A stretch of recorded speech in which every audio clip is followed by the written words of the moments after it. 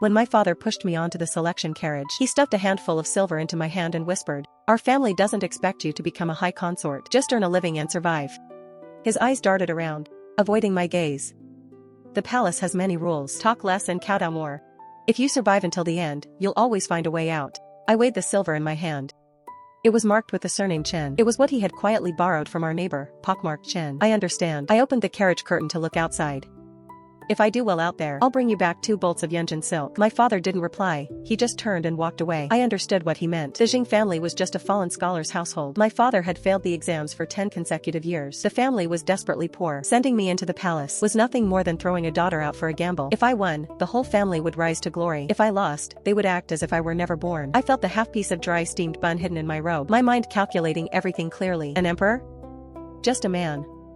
The harem? Just a workplace. I, Jing Lixia, had no grand ambitions. I just wanted to secure a stable position in this palace, draw a salary, and see if I could make some extra money on the side. As for love, can that stuff put food on the table? A month before the selection, the plaster on our mud brick walls was peeling badly. Whenever it rained, every pot and pan had to be used to catch the leaks. My father squatted on the threshold, clutching his copy of the Analects, having failed yet again. I walked out holding a chipped porcelain bowl, filled with thin porridge mixed with wild herbs. He didn't look back, his Adam's apple bobbing as he swallowed hard. This was his 5th failure on the list. Auntie Wang from next door passed by with a basket. Peering into the doorway, she said, "Lixia, have you heard? The imperial court is selecting beauties for the palace. The notice is already posted at the entrance of the county seat. They say family background doesn't matter. As long as you look decent and have a clean history, anyone can give it a try." The book in my father's hand hit the ground with a thud. He stood up abruptly, banging his knee on the threshold without even noticing. He stared straight at Auntie Wang.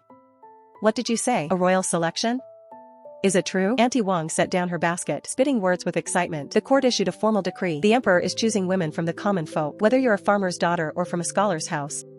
As long as you're beautiful and have a steady temperament, you can apply. If selected, even as a low-ranking concubine, the family can be exempted from taxes for 1,000 years." My father's face turned from red to white, his fingers twisting his faded scholar's robe. That night, I lay on the earthen bed, listening to my younger sister's soft breathing and my father's restless tossing and sighing. The next day, I went to the county seat. The imperial decree was posted on the locust tree by the Yamen gate. Black ink on a red background, the stroke still fresh. 3rd year of the Daon Chiching era. The selection scope was expanded nationwide. Any woman aged 16 to 20 with graceful features and a clean record, regardless of birth, may register. It was true. Auntie Wang hadn't lied to me. The crowd was 3 layers deep. There were parents bringing their daughters, matchmakers pointing and whispering, and even a few wealthy young ladies in silk, laughing behind their handkerchiefs. As if watching a curious spectacle, I squeezed to the front. A blind fortune teller nearby spoke up, "Young lady, from your features, I see a life of great wealth and honor. That palace wall might just be your way out." I ignored him and turned to head home. On the way, I met a peddler. He stared at me for a long time, then handed me half a piece of candy. "Miss, it would be a waste if you didn't try with looks like yours." When I returned home, my father was crouching in front of the stove, scraping the burnt bits off the bottom of the pot. Hearing me, he stood up quickly. "Did you see it?" "Yes." I gave the half piece of candy to my sister. My father rubbed his hands, his eyes avoiding mine. "Do you want me to go?" He looked up suddenly, his eyes reddening. "Lixia." "Father, I'm sorry." "Say no more." I added some wood to the stove. He didn't reply, but turned to go out and feed the chickens. On the first day of the selection, I realized this place was noisier than a vegetable market. Some girls were weeping, saying they missed their parents, clearly still pampered. Others held their heads high, looking as if they wanted the words "I will be empress" carved into their foreheads. And some were secretly slipping handkerchiefs to the palace matrons. Inside those handkerchiefs were silver pieces so heavy I felt sorry for the matrons' hands. I found the quietest corner, wearing a simple lake blue cotton dress with nothing but a wooden pin in my hair. It wasn't that I didn't want to dress up, it's just that I really had no money. My pink silk dress had been pawned by my sister for 2 measures of rice. Oh well, the bird that sticks its head out gets shot. I'm safer like this. "Next, Jing Lixia." Hearing my name, I stood up slowly and performed a proper, disciplined salute. When I looked up, I caught the gaze of the man in the main seat. He looked to be in his early 20s, handsome and dignified. The surrounding noise seemed to vanish for a moment. It wasn't that I was trying to stand out, but this faded lake blue cotton dress was too striking amidst the sea of silks and satins. Even more striking, perhaps, was my face. My mother always said I looked just like my maternal grandmother, who was a famous beauty in the town back in her day. Unfortunately, she had a hard life. I had known since I was a child that I wasn't bad-looking. During the famine years of my childhood, it was this face that begged for a few steamed buns. Right now, with no makeup, and only a wooden pin in my hair, my features appeared even more clear and refined, like a lotus rising from the water, natural and unadorned. The emperor, Li Qiqing, sitting in the high seat, let his gaze rest on my face for a moment. Beside him, eunuch Zhang Deshan asked in a shrill voice, Lady Jing, what talents do you possess? I thought about it and answered honestly, I can keep accounts, use an abacus, and pickle vegetables. As soon as I finished, a wave of snickering came from behind. They probably thought a woman with such looks, even if not skilled in the arts, should at least know how to sing or dance. Why would she mention such mundane survival skills? Eunuch Zhang's face twitched. He clearly found it absurd too. But Li Qiqing suddenly spoke up. Are your pickled vegetables good? My eyes lit up.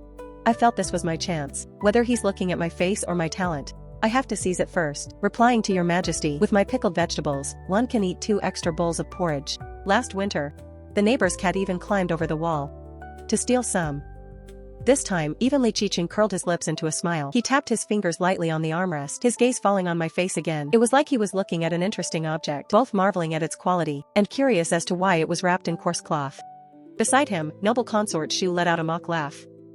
Your Majesty, we are selecting beauties, not kitchen maids. Li Qiqing ignored her. He just looked at me. Interesting. Zhang Deshan, record her name. I knew then that what he recorded was perhaps not just my name, but also this face that seemed so out of place with pickled vegetables. This palace never lacks beauties, but a beauty with a touch of the common world? Now that's a rarity. On the way back, the other girls in my room eyed me sourly. Xing Lixia, you're really something, relying on a face and pickled vegetables to stay. I smiled modestly. Luck, pure luck.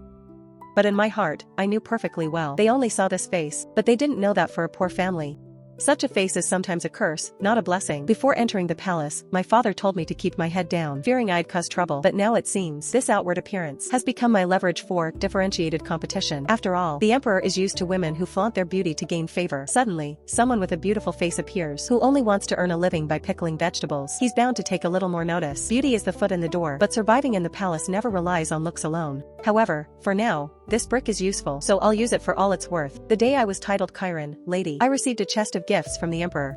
Fine silks and satins, gold and silver jewelry, and 2 jars of fine wine. My little maid, Tower, was wide-eyed.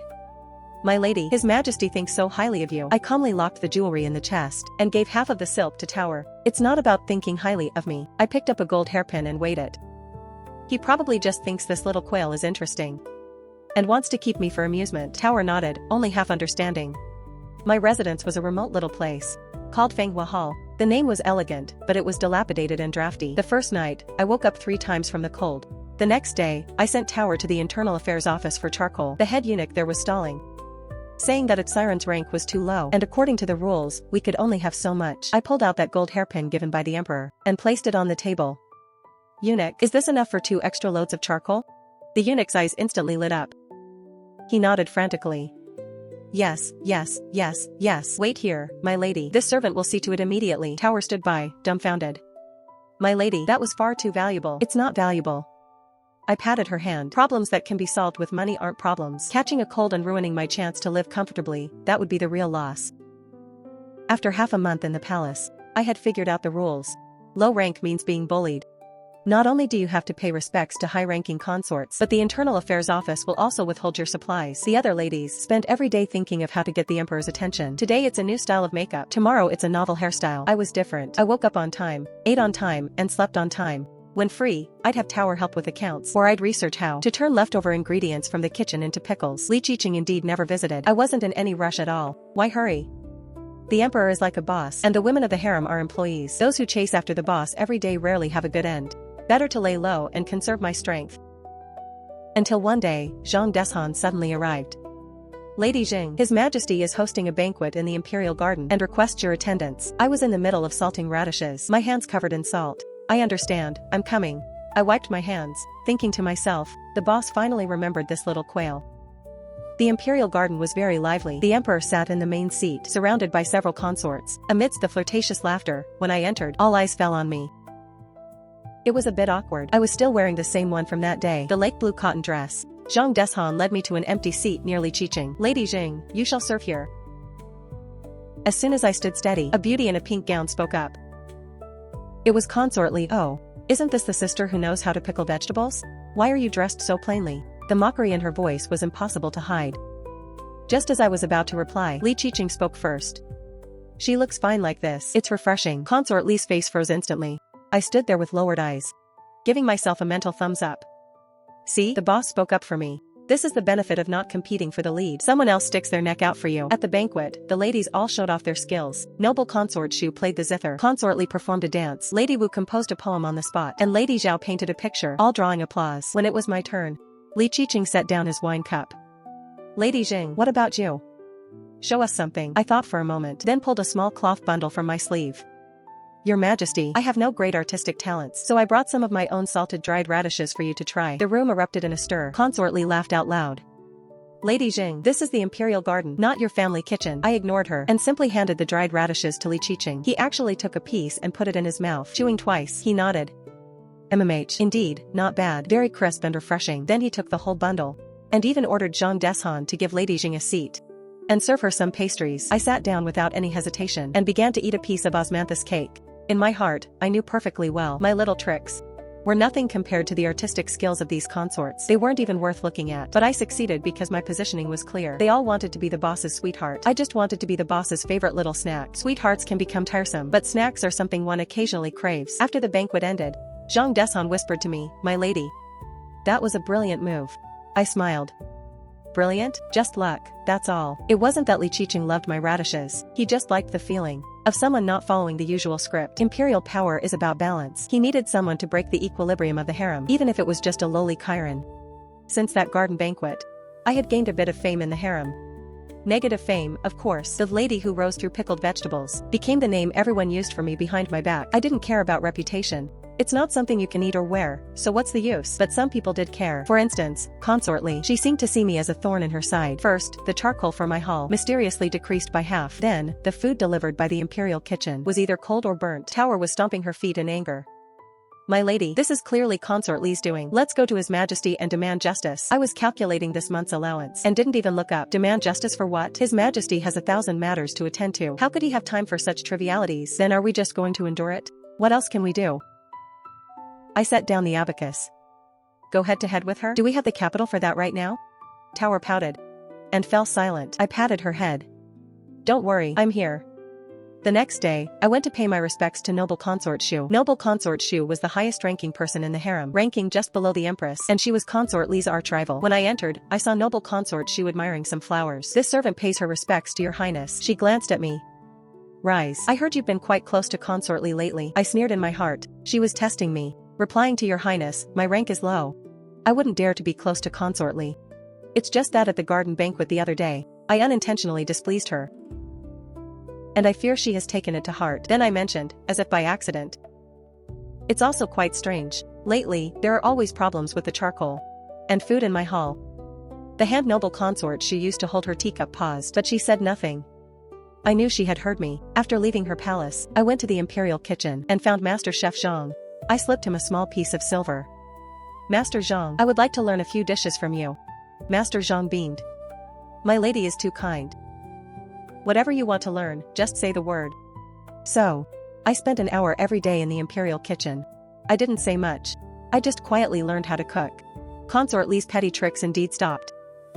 Tower was curious. My lady, how did you know Noble Consort Shu would help us? Because the enemy of my enemy is my friend. Consort Li is arrogant. She surely has offended more people than just me and Noble Consort Shu. The noble consort just used my situation to put her in her place. Then why are you learning to cook? Doesn't having too many skills cause trouble? I smiled. One day, this might just be what saves us in an emergency. A few days later, news came that Li Qiqing was ill.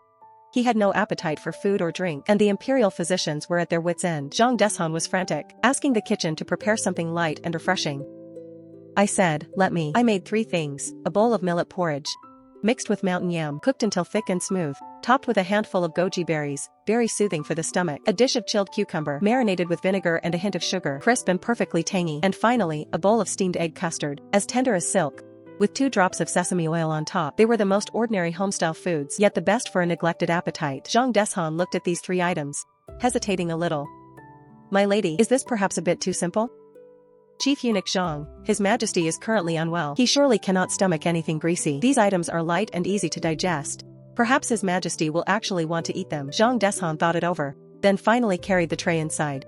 I waited outside for half an hour, until my legs were numb from standing. Tower asked nervously, my lady, will His Majesty eat? I don't know, but we have to try. Just then, Zhang Deshan came out, a smile on his face. My lady, His Majesty asks for you to come in. I breathed a sigh of relief and followed him inside. Li Qiqing was leaning on the couch, his complexion poor, looking quite drained. Seeing me, his lips twitched slightly. You made this? The porridge tastes good. I am glad your majesty likes it. I stood there properly. Sit. He pointed to the chair beside him.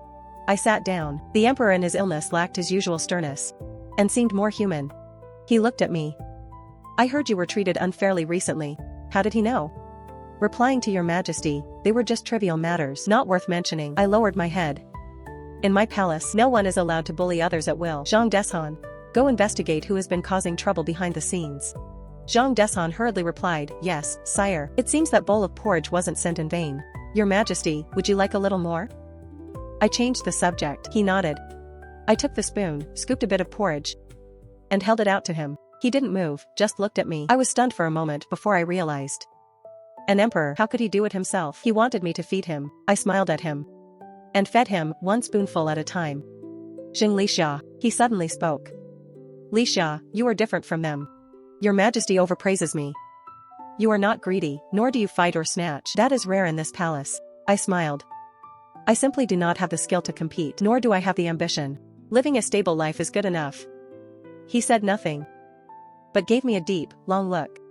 After 3 days of sending porridge, Li Qiqing had mostly recovered. The number of times he came to my place clearly increased, but mostly he would just sit for a while and then leave. He never mentioned a promotion, and I never asked. Tower looked forward to my rank being raised every day, but I was quite content. What is the use of a high rank? A tall tree attracts the wind. Things are fine as they are now. With the emperor as a backer, no one dares to bully us. I can still peacefully pickle my vegetables. This life is comfortable.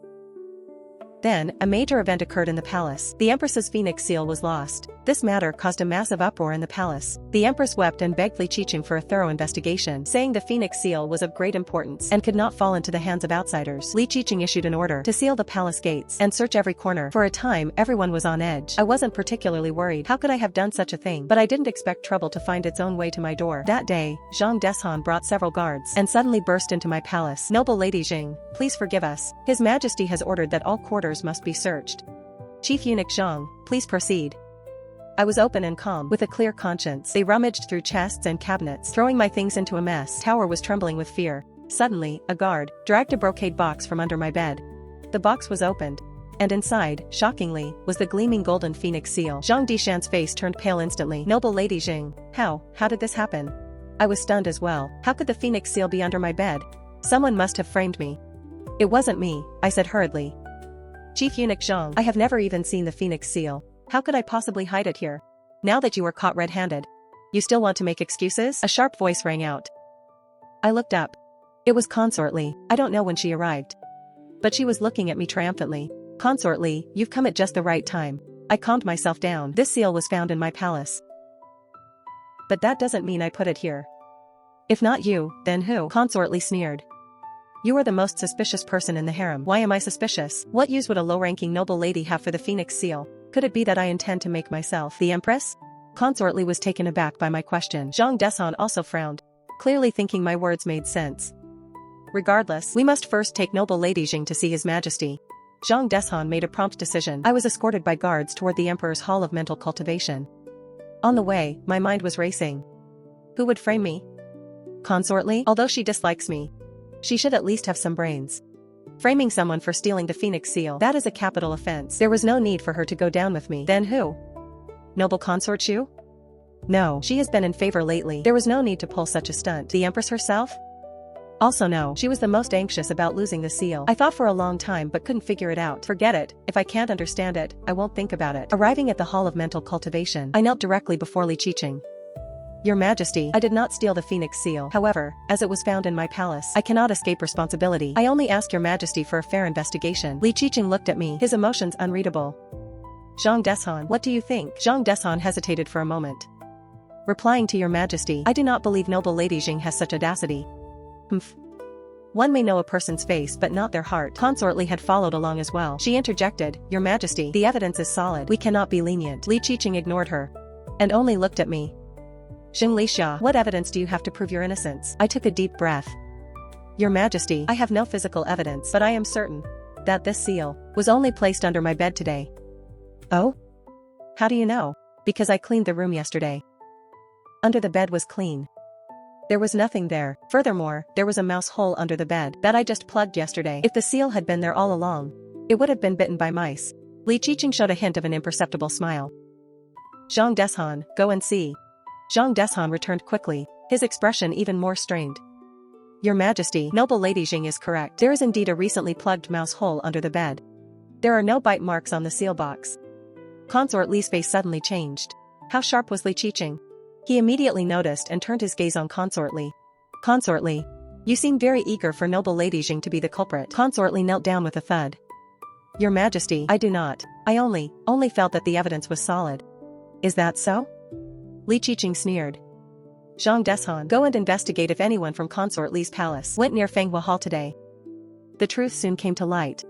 It was a young eunuch by Consort Li's side, who took advantage of when Tower and I were at the imperial kitchen to hide the seal under my bed. As for how the seal ended up in Consort Li's hands, he couldn't explain. In the end, Li Qiqing, on the grounds of an oversight, sentenced Consort Li to 3 months of house arrest, and I was cleared of suspicion. Truly a fool's errand. I had overestimated her. She really has no brains. When I left the Hall of Mental Cultivation, Li Qiqing called out to me. Xing Lixia, you are very clever. Your Majesty overpraises me. I was just lucky. I smiled. He looked at me and suddenly said, I shall promote you to consort. I shook my head. Your Majesty, I think being a noble lady is quite fine. He didn't expect me to refuse. Why? Because a tall tree attracts the wind. I only wish to live a stable life. He said no more.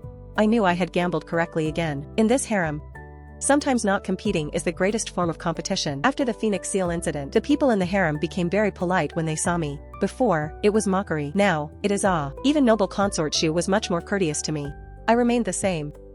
Eating and drinking every day, and occasionally pickling some vegetables. Li Qiqing would come to my place and talk about court affairs. I always let it go in one ear and out the other, never offering an opinion. An emperor's heart is most unpredictable. Saying too much leads to mistakes. One day, he came to have porridge. While eating, he suddenly said, Noble Lady Jing, I intend to appoint a crown prince. My hand shook. Appointing a crown prince, that is a major matter. There are several concubines in the harem with sons. This is bound to cause a storm of blood and rain again. Your Majesty is wise, I said dryly. He glanced at me, finding it amusing. You have nothing else to say? I have little knowledge, and dare not speculate on state affairs. He shook his head.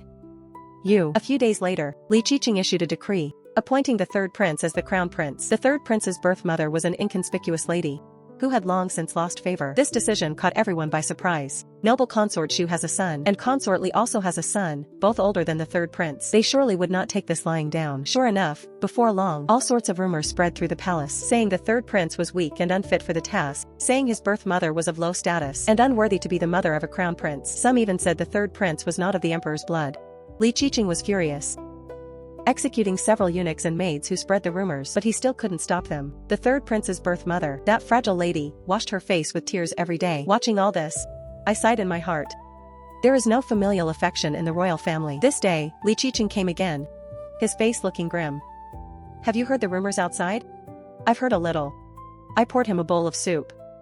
Don't be angry, Your Majesty. It's not worth harming your health. Seeing him drinking the soup, I hesitated for a moment. Your Majesty, I don't know if I should say something. Speak. Rumors are like weeds. The more you try to remove them, the thicker they grow. Why not find something else to distract everyone's attention? What idea do you have? I wouldn't dare call it an idea. I just feel the palace has been too gloomy lately. Why not host a flower viewing banquet to liven things up? He nodded. Good idea. I shall leave it to you to handle. I was stunned for a moment, cursing myself in my head. If I'd known, I shouldn't have spoken. Looking for trouble where there was none. Now I have to organize a banquet, so I respectfully declined. Your Majesty, I am merely a noble lady. He interrupted me. I am promoting you to consort of bright deportment now. Are you qualified now? Fine, what must come will come. After being promoted to consort, my residence also changed. I moved from the remote Fanghua Hall to the spacious and bright Jinxi Hall. Tower was so happy she couldn't close her mouth. My lady, you finally made it. I looked at the courtyard full of maids and eunuchs, but felt no comfort in my heart. The higher the rank, the greater the responsibility, and the more dangers there are. The flower viewing banquet was a success. Everyone ate, drank, and had a great time. The rumors indeed lessened significantly. Li Qiqing looked at me with admiration in his eyes. You are very capable. I lowered my head humbly. It was all due to your Majesty's guidance. He suddenly leaned in and whispered, Xing Lixia, would you like to be my empress? I was startled, nearly dropping the wine cup in my hand. Empress? That is a hot potato. Although the current empress is not in favor, She hasn't committed any wrong. Deposing an empress is no small matter. Moreover, becoming empress makes one a target. I did not want to invite that trouble. I immediately declined. Your Majesty, I feel things are very good as they are now. Her Majesty the Empress is virtuous. I would not dare overstep. His gaze was complex. Do you really not want to stand beside me? It's not that I don't want to. It's that I know my own worth. The position of Empress is too heavy. I cannot carry it. Fine, I won't force you. I breathed a sigh of relief. I had once again refused a promotion from the boss. I wondered if he would hold a grudge. In the second month after becoming consort, I had a reliable young eunuch quietly deliver a message outside. The letter was for my father. I didn't write much, only told him to stop taking the exams and to find a stable livelihood. Along with it, I sent a heavy wooden box. A month later, my father wrote back saying our dilapidated courtyard had been renovated, the walls rebuilt, and 2 new tiled rooms had been added. He had opened a small bookstore at home, selling elementary study booklets. The young eunuch replied with a smile, "My lady, you have no idea. When your father saw me, he was so moved. He kept thanking you." I didn't feel much emotion. This was one of my original intentions for entering the palace. After some more days, Tower came back from collecting items from the Internal Affairs Bureau. She said excitedly, "My lady, I heard from people outside that your younger sister is wearing new silk dresses, all pink and tender, and she's grown quite a bit chubbier than before." The snack in my hand paused. That pink silk dress. Back then, my sister had taken it to the pawn shop for food. I never blamed her. For children of poor families, who doesn't look after their stomach first? I gave orders. Good. Send 2 more bolts of fabric over. Seeing this, Tower was full of envy.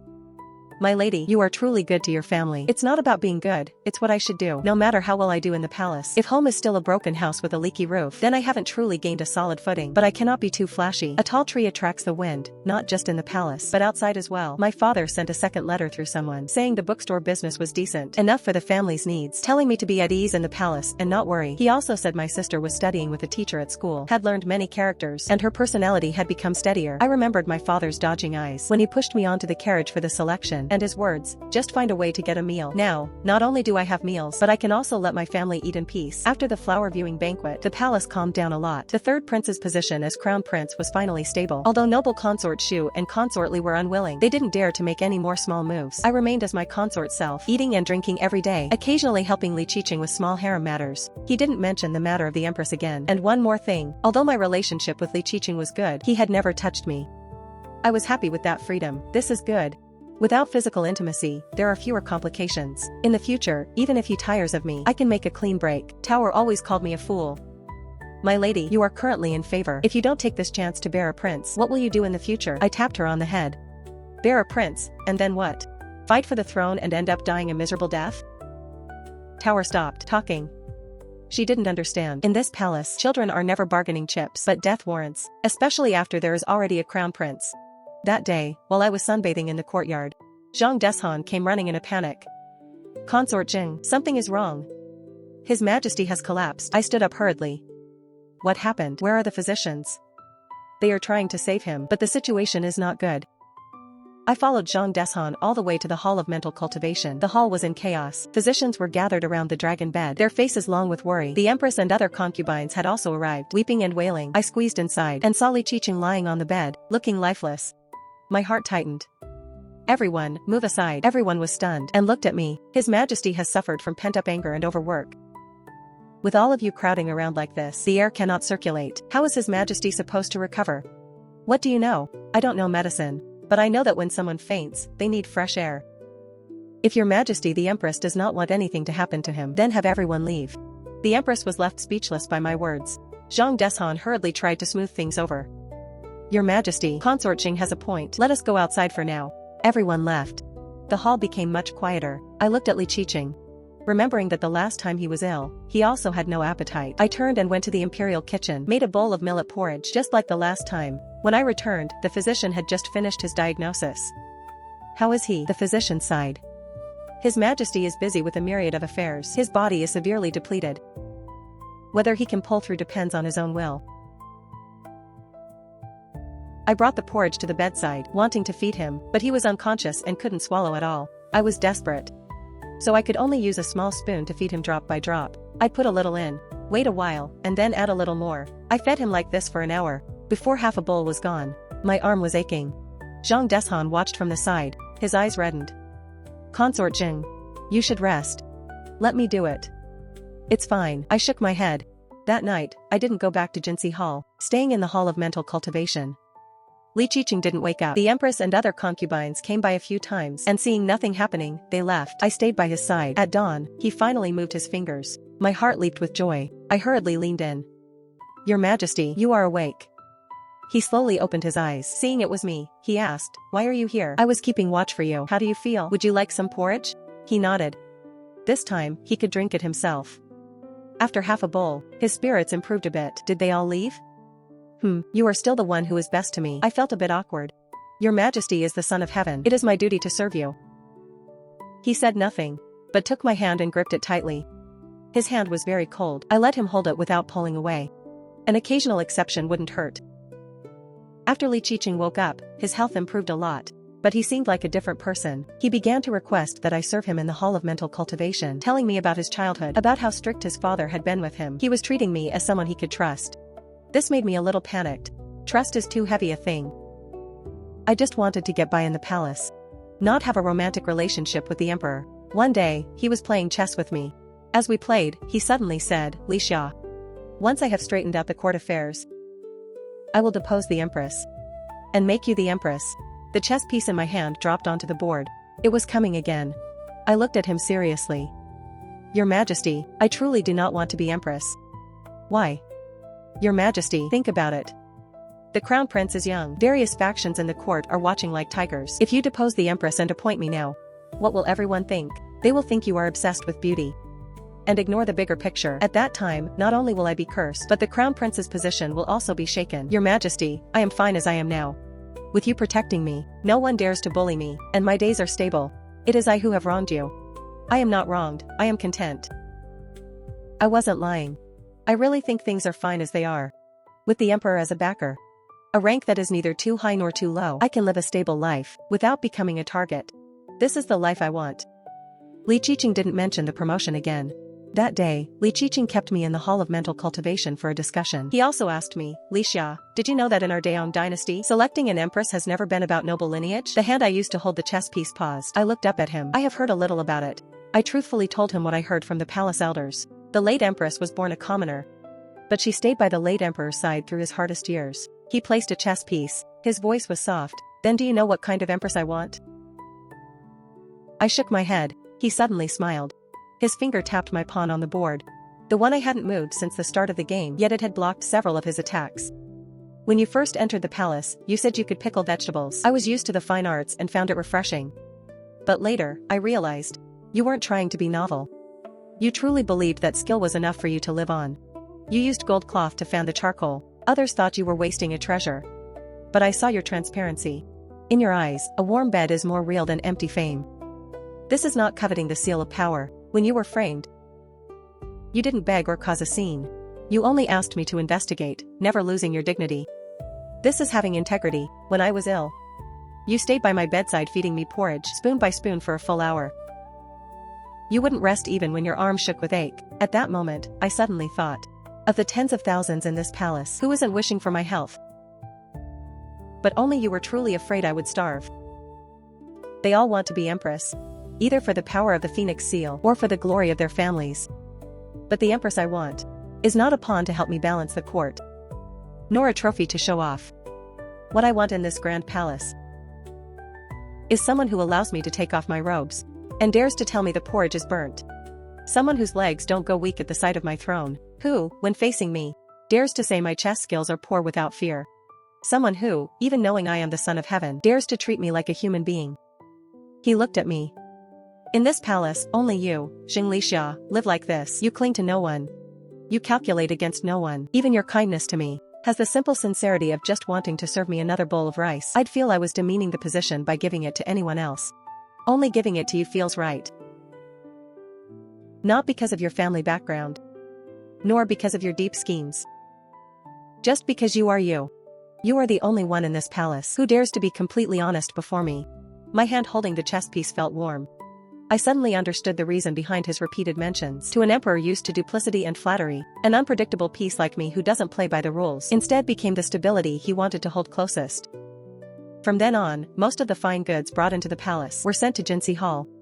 The people in the palace all thought I would soon become empress, but I knew I wouldn't. One day, the third prince suddenly fell ill. His high fever wouldn't break. The prince falling ill was a major event. The physician's medicine didn't help. Li Qiqing was pacing in a panic. Your Majesty, when I was a child and fell ill, my mother would always give me a bath with wormwood. The fever would break quickly. Shall we try it? Li Qiqing looked like he was clutching a lifeline. Will it really work? Go prepare it at once. I ordered the physicians to gather wormwood and personally boiled the water. The third prince's birth mother watched from the side, her eyes brimming with grateful tears. Consort Jing. Thank you.